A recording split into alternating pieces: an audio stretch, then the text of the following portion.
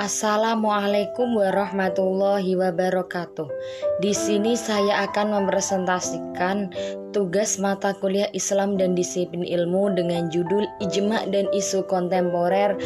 Saya Asna Maziah Apriliani Salsabila, NIM 3042200073, kelas MC3C. Yang pertama, pengertian ijma. Ijma sebagaimana didefinisikan oleh sebagian besar ulama usul adalah kesepakatan seluruh ulama mujtahid dari kaum muslimin pada suatu masa sesudah wafat Rasulullah SAW. Dalam teori hukum Islam, usul al-fiqih, ijma sebagai sumber hukum ketiga sesudah Al-Quran dan Sunnah al-Hadits. Ijma menurut Abu Zahrah yang berarti kesepakatan seluruh ulama mujtahid dari kaum muslimin pada suatu masa setelah Rasulullah SAW meninggal dunia. Dasar hukum ijma. Ulama usul fikih sepakat bahwa ijma adalah sah dijadikan sebagai landasan hukum. Hal ini didasarkan pada surat An-Nisa ayat 115. Bismillahirrahmanirrahim. Wa may yushaqiqir rasul min ba'di ma tabayyana lahul huda wa yattabi' ghayra sabilil mu'minin nuwallihi ma tawalla wa nuslihi jahannam wa sa'at masira.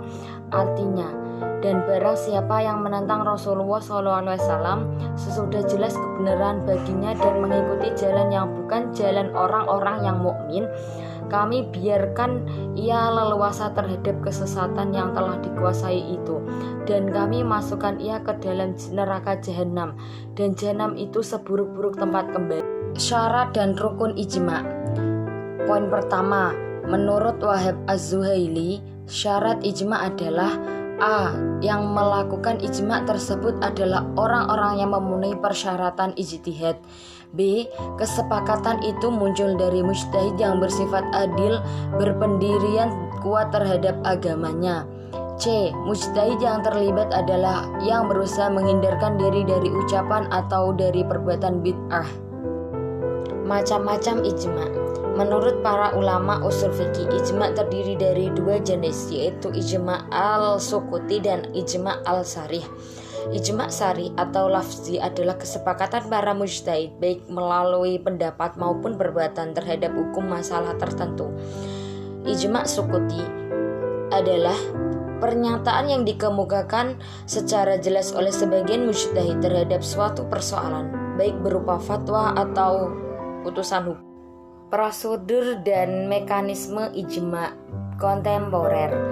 Proses dan mekanisme ijma kontemporer dapat ditempuh dengan 3. A. Membentuk majelis atau forum yang independen guna melakukan kajian hingga diperoleh konsensus dari mayoritas peserta. B. Forum dan kegiatan tersebut melibatkan semua unsur keulamaan secara representatif, lembaga, institusi, ormas atau aliran keagamaan yang berada di Indonesia. C. Peserta dalam forum tersebut mayoritas beragama Islam meski boleh melibatkan non-muslim. Mekanisme yang ditempuh adalah melalui tahapan-tahapan yang meliputi 1. Mengadakan kajian terhadap kitab-kitab fikih multi mazhab. 2. Melakukan wawancara dengan para ulama.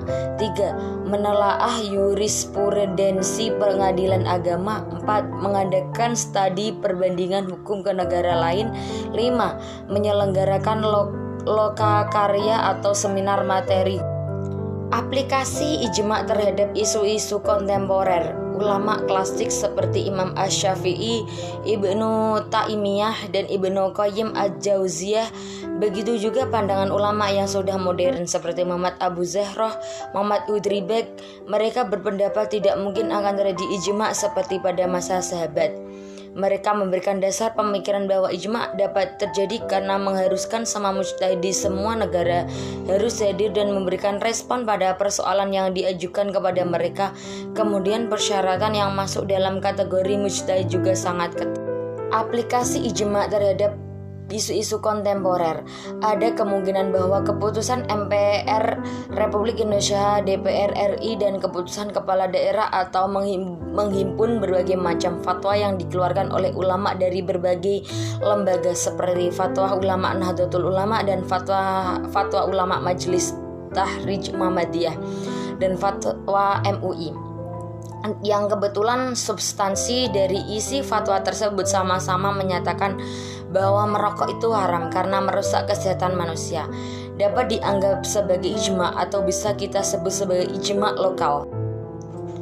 Ini adalah beberapa sumber yang saya gunakan untuk menjadi pandangan dalam menyusun materi. Terima kasih, sekian presentasi dari saya. Semoga bermanfaat. Wassalamualaikum warahmatullahi wabarakatuh.